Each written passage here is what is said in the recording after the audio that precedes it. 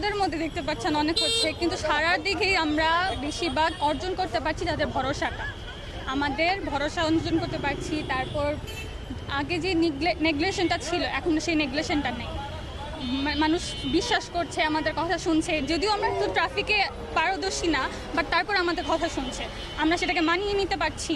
তারপর রাস্তাঘাট সুন্দর করে চলাফেরা করতে পারছে। আর নতুন একটা ব্যবস্থা তৈরি হলো আমাদের জেব্রা লাইন, যেহেতু নারায়ণগঞ্জ এদিকে কোথাও নেই, তো আমরা চেষ্টা করলাম যে প্রথম সুযোগটা শুরু করি।